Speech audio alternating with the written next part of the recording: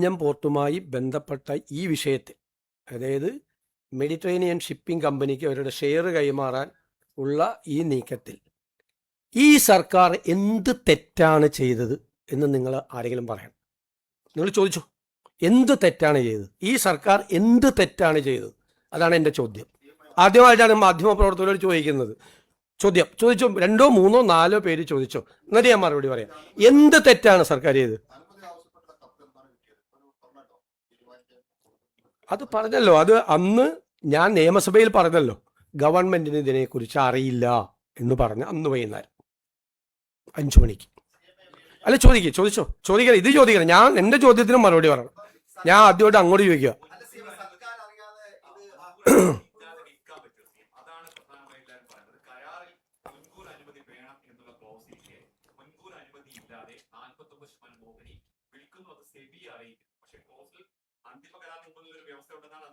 അടുത്ത ചോദ്യം ചോദിച്ചു.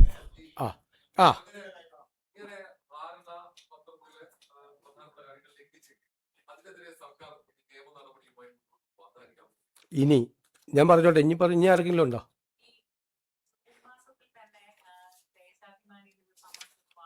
അല്ല, അത്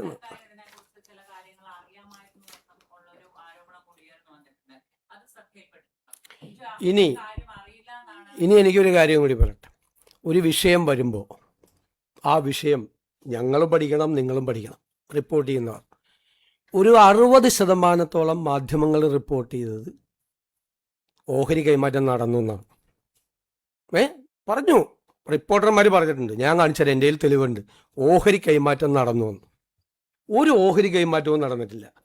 ഓഹരി കൈമാറ്റം സംബന്ധിച്ച കൃത്യമായ വകുപ്പുകൾ കൺസെഷൻ എഗ്രിമെന്റിലുണ്ട്.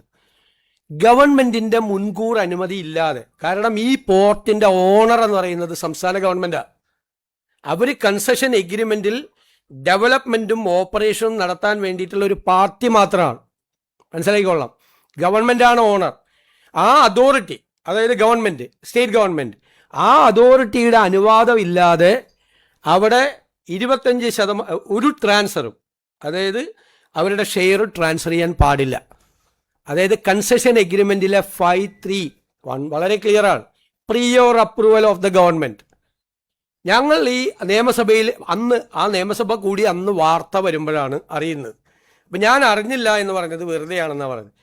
എനിക്കറിയാമെങ്കിൽ ഞാൻ പറയും എനിക്കറിയാം, പക്ഷെ അവരുടെ ലെറ്റർ വന്നിട്ടില്ല എന്ന് നിയമസഭയിൽ പറഞ്ഞാൽ പോലെ. എനിക്കറിയാം ഇവരിങ്ങനെ നടപടി നടക്കുന്നത്, എനിക്കറിയാം. പക്ഷേ അവർ മുൻകൂർ അപ്രൂവലിന് വേണ്ടിയിട്ട് ഗവൺമെന്റിന് കത്ത് തന്നിട്ടില്ല. കത്ത് വരുമ്പോൾ ഞങ്ങൾ പരിശോധിക്കുമെന്ന് പറഞ്ഞ പോലെ ഞാൻ പറഞ്ഞു ഞങ്ങൾക്ക് അറിയില്ല. കാരണം ഞങ്ങൾ വന്നിട്ട് എത്ര ദിവസമായി? ഞങ്ങൾ വന്നിട്ട് കുറച്ച് ദിവസമായി. പിന്നെ വന്ന ആരോപണങ്ങൾ മുഴുവൻ എന്താണ്?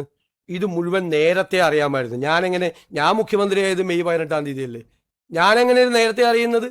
പക്ഷെ പിന്നീട് ഞങ്ങൾ അന്വേഷിച്ചപ്പോൾ 1 വർഷമായി ഈ വിവാദം വന്നതിന് ശേഷം ഈ അദാനി പോർട്ട് MSCയുമായി 1 വർഷമായി ചർച്ച നടത്തിക്കൊണ്ടിരിക്കുക. ആദ്യം അറിയുന്ന ആർക്കാണ്? ജൂൺ 5-ാം തീയതി 2026 ദേശാഭിമാനി പത്രം, വിഴിഞ്ഞത്ത് വരും MSC ടെർമിനൽ, ഓഹരി വാങ്ങാനുള്ള ചർച്ച വേഗത്തിലാക്കി. ജൂൺ 5. ഞങ്ങളുടെ MD അവിടെ ചാർജ് എടുക്കുന്നത് ജൂൺ 11-ാം തീയതിയാണ്. ആണല്ലോ. ജൂൺ 11-ാം തീയതി ഞങ്ങളുടെ MD അവിടെ രാജായി. അതിനു മുമ്പ് അറിയാമായിരുന്ന ഏക പത്രം ദേശാഭിമാനിയാണ്. ദേശാഭിമാനിയുടെ സോഴ്സ് എന്താണ്? ഗവൺമെന്റാണ് ദേശാഭിമാനിയുടെ സോഴ്സ്.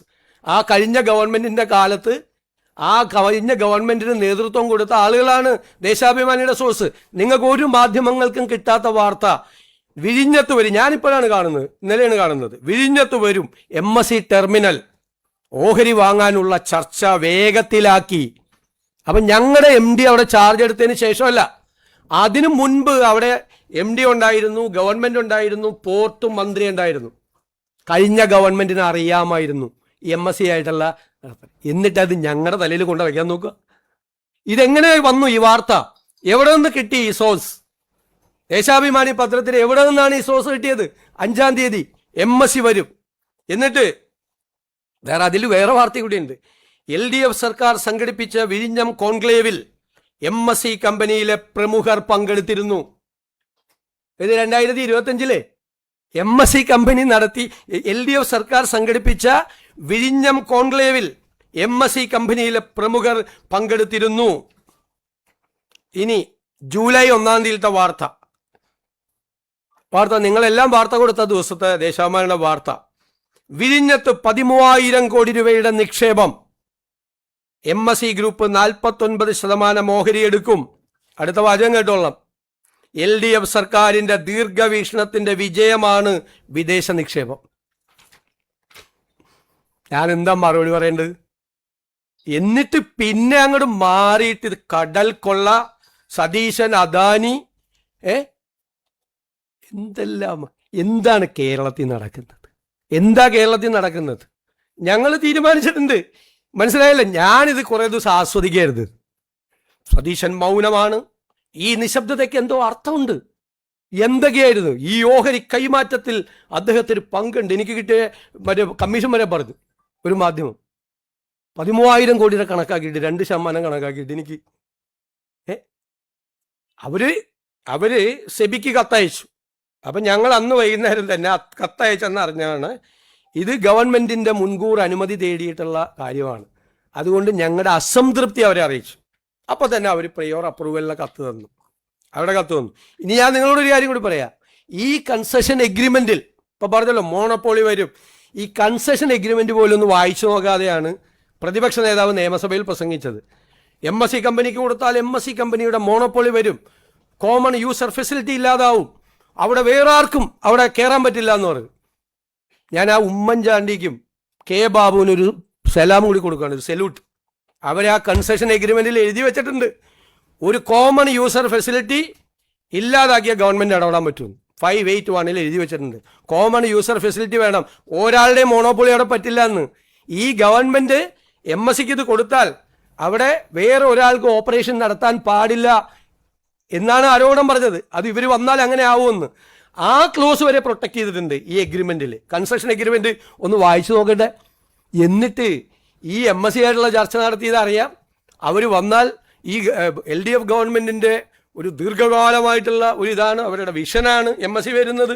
ഇതെല്ലാം പറഞ്ഞിട്ട് 24 മണിക്കൂറൊക്കെ മാറ്റി പറഞ്ഞിട്ട് എൻ്റെ നേരെ വിരൽ ചൂണ്ടിയാൽ, ഞാൻ പറയാറുണ്ടല്ലോ ബാക്കി 4 വിരലും സ്വന്തം നെഞ്ചത്തോട്ടാണ് എന്ന് പറഞ്ഞത്. ക്ലിയർ ആയല്ലോ? ആർക്കെങ്കിലും സംശയം ഉണ്ടോ? ഇനി പറഞ്ഞോ ഏത് സംശയം ചോദിച്ചോളാം. ഒരു കരാർ ലംഘനം ഉണ്ടായിട്ടില്ലല്ലോ. കരാർ ലംഘനം ഓഹരി കൈമാറ്റം നടത്തിയാൽ കരാർ ലംഘനമാണ്. അല്ല ചോദിച്ചോ ഓഹരി കൈമാറ്റം നടത്തിയിട്ടില്ലെന്ന്. ഇതാണ് സംഭവം. ദേശാഭിമാനിയാണ്. ഓഹരി കൈമാറ്റം നടത്തിയില്ലെന്ന്. അതാണ് ചോദിച്ചത്.